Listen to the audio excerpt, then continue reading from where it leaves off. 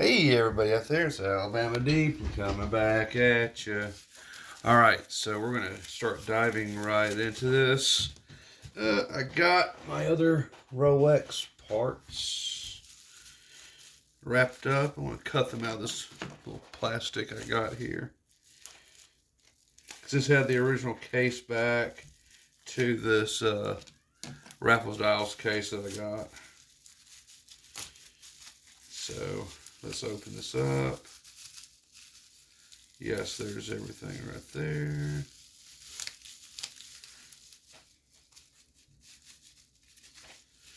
Come on, what the heck's going on with you now? There we go, got it. So here's my parts right here.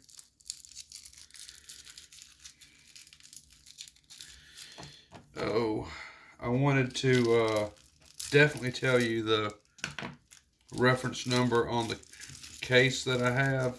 So if anyone out there wanted to order something similar for a project like this, you would know which one to use. And really any of them you can use, per se.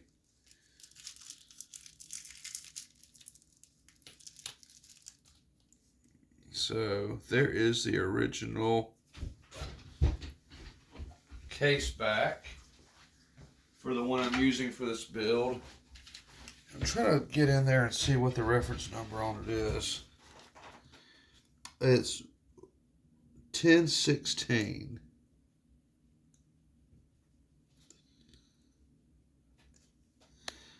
Which here's an identical one right here, 1016.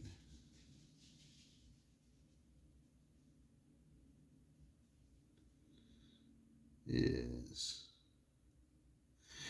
Now that looks like that's a little bit different from what they've done before.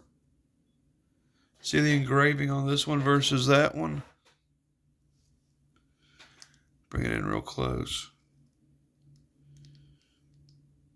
It's different. This one looks more authentic than that one does. So the newer one doesn't look as authentic as mine does. Huh, how about that? That's different.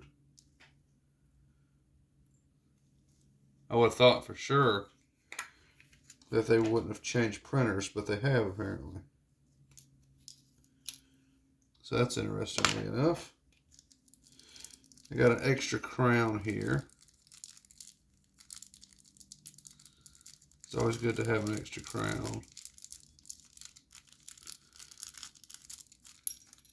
There we go. Gots to have an extra crown for sure. Get that put in there. Alright. And that would probably go onto this case right here.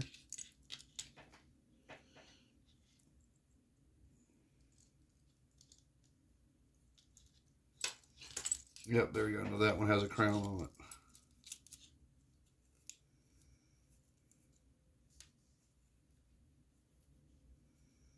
Very good. Okay, so let's just move that out of the way. So I got an extra case back if I ever need it for something. So I can move that on over. Alright, so we're going to go ahead and open this back up. I'm fixing to put my mitts, my finger cots back on. It was ticking earlier. I was just listening to it, you know. Look, it's still going. That's nice. But it's still not going fast enough. So we need to see what we can do on this. Now, I think what I'm going to do for the first part is just save a little bit of time. I'm going to leave it in the case it's in now. And I'm just going to go ahead and start working on it where it is. Because first thing I'm going to do is I'm going to remove those jewels. And removing those jewels, I'm going to clean them and get them ready. Go back on. So yeah, we're going to definitely do that. That may be kind of part of the problem, is that they need to be cleaned. But I think before I do that, we're going to just re-oil a little bit of everything. Like maybe I just didn't have enough. So I'm going to do that. And the oil, I'm going to bring out my toothpick. My toothpick's going to come in handy on this. Now I'm not going to use it right off the bat. I am going to get my little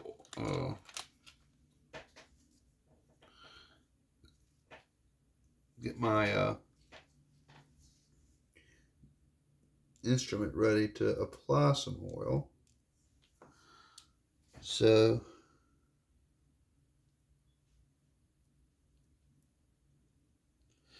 now I know what people may be thinking. Why am I doing this on the cap jewel for the balance? And the answer to that is, even though it has a cap jewel on it, it will in fact go down inside. It's not waterproof, right? Right. So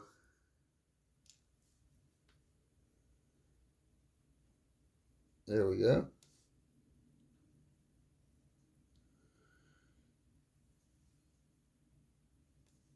And I know I've got enough on the fork there. Let's see what else we got. Is there anything else I can possibly oil back here? That's a beautiful blue spring, by the way. From my angle, that's just beautiful. Let me bring you in. I want to show y'all that. That's just so gorgeous. Here we are from this view.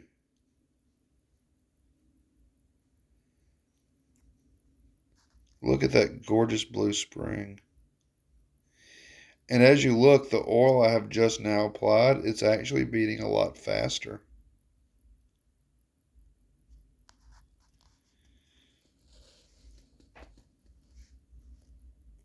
Look at this view.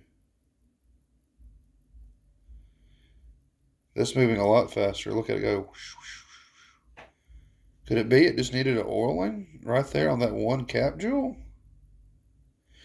I don't know about all that, but I do have oil on the other jewels. But we need more oil, and I need to clean up. As we look at this movement, you can see some of the imperfections on it. It does need some more oil. And here we are now back at the normal view.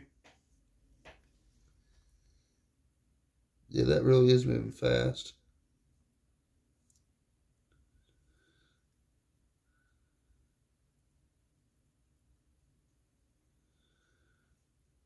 Okay. So let me see. I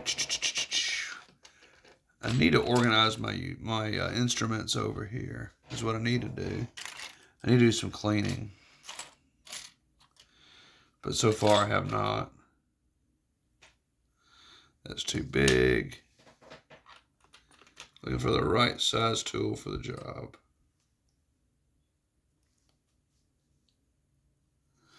This might be too big. Yep, that's going to be too big.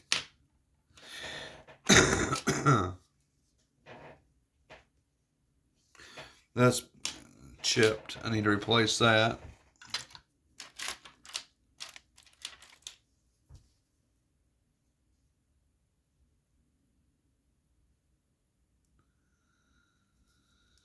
Let's see. So I'm going to turn it just a little bit.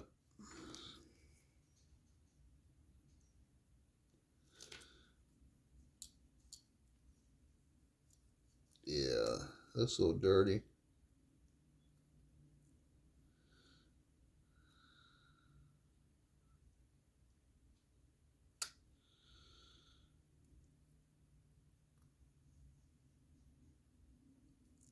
There we go. Got one screw.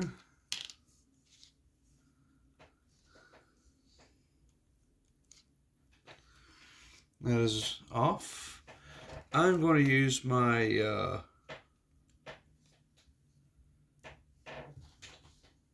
Let's see if I can get it off of this. There we go. It is off.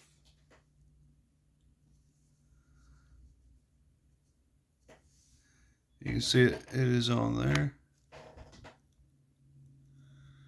So we're going to move that out of the way. Now I'm going to go ahead and oil it just a little bit.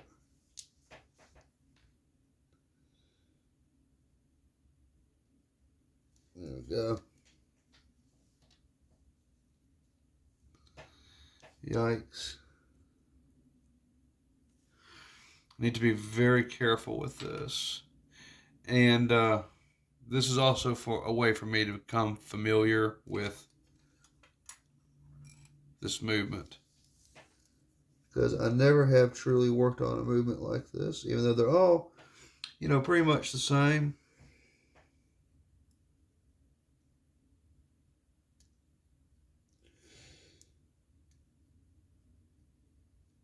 You do want it to become a little bit more familiar.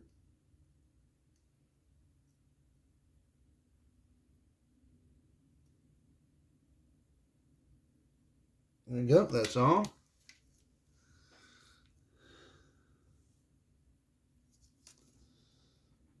This is a very tiny screw.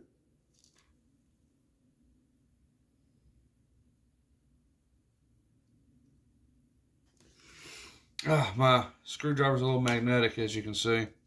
My forceps are. See how that kind of just stuck on there and went? But I used that to my advantage to get it in place.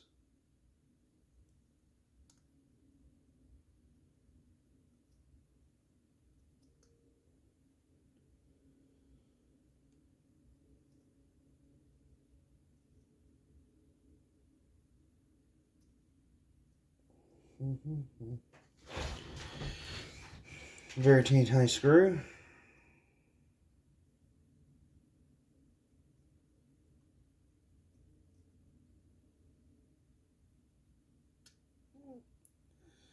And it is going in.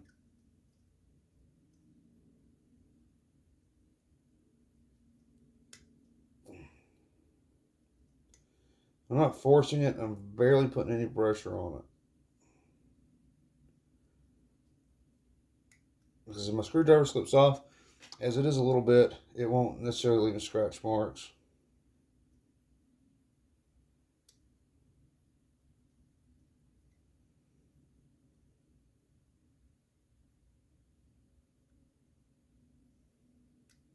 All right, so I got one oiled so far, and maybe I can help clean it off a little bit.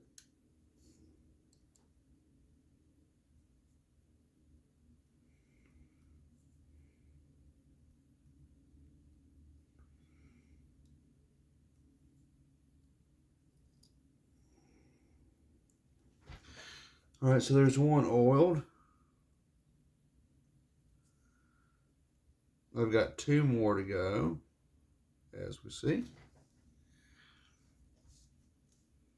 So let me come in here.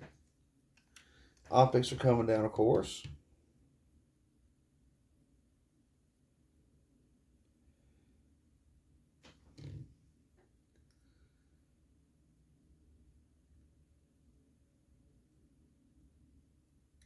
As I'm trying to turn it.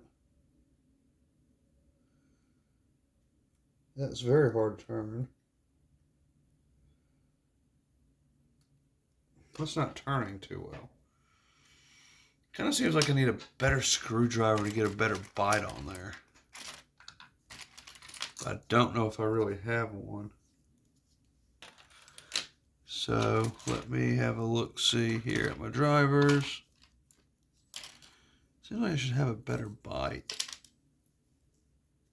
Oh wow, that's just enormous. I don't want anything that big.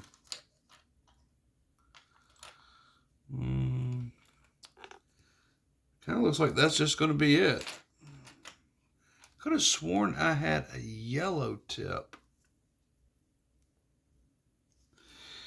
I'm going to try this silver one. It's chipped, I know, but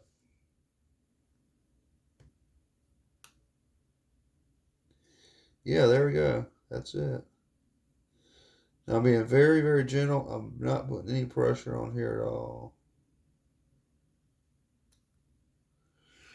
There we go.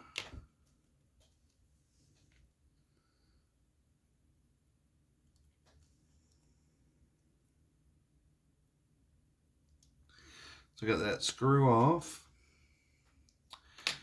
Let me get my forceps.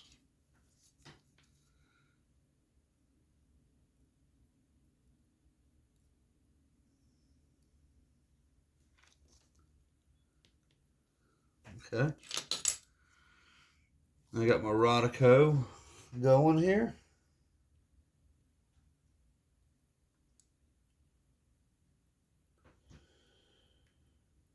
Okay, got that one off.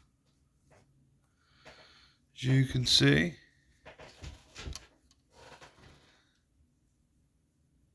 And I'm going to go ahead, I'm going to oil this one. I'm just oiling each pivot as I can go. There we go. That's probably too much oil on that one. It's going to have to forgive me for that. But yeah.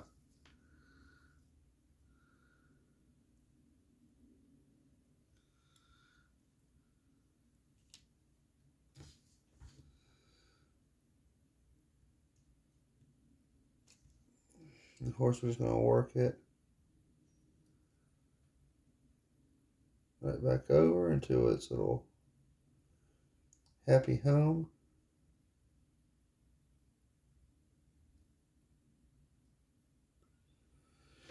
Now it's back in.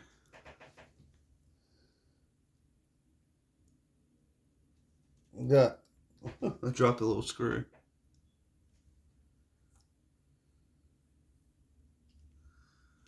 That's interesting. You know what? That screw was here. See, now we're into something different. Where did my screw go to? Did it fall into here? I don't believe it did. There it is.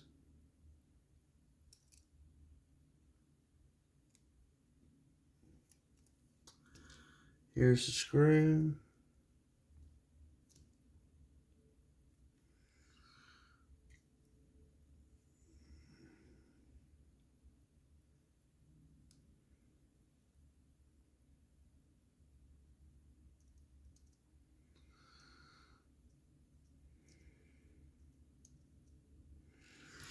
Got it back into place in its happy little home. Once again, I'm using that slight magnetation there to get it back in.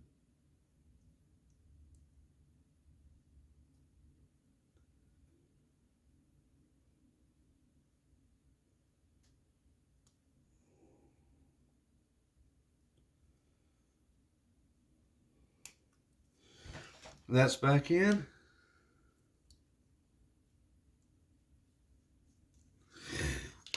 What is that? I think I just noticed something on this movement that is really not supposed to be.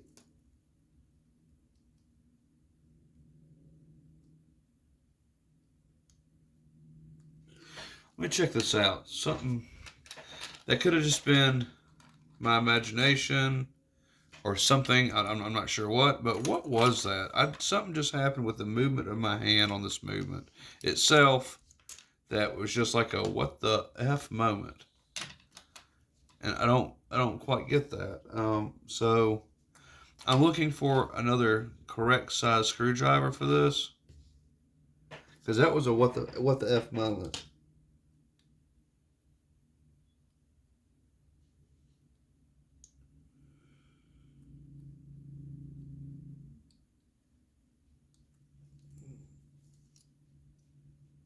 That's probably just me. It looks like it's on there tight. All right, so are we noticing anything at all? It's certainly moving faster, wouldn't you agree? Looks like it to me.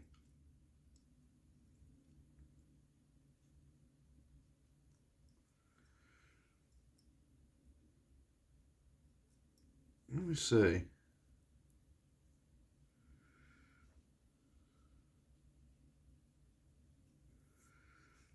Yeah, that's a what the F moment.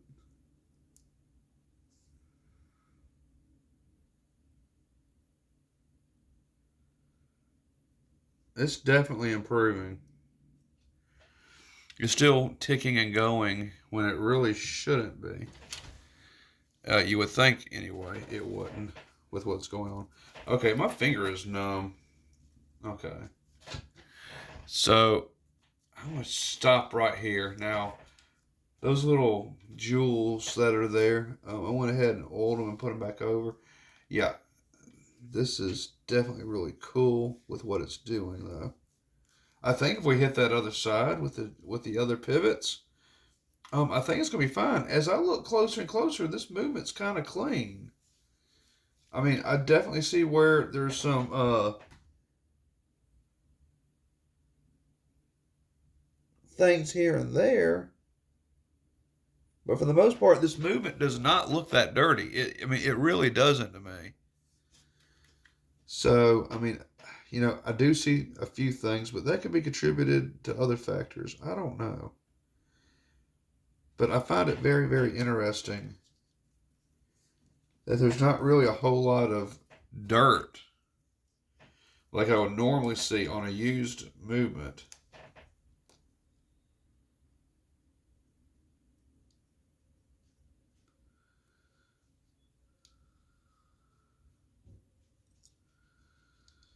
And I'm just going to come in here real quick and just do this.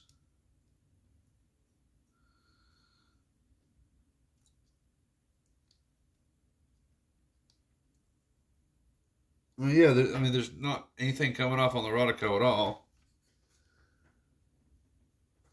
So, okay, interesting. All right, ticking away as it should. Now I'm just going to put that back on it until I come back.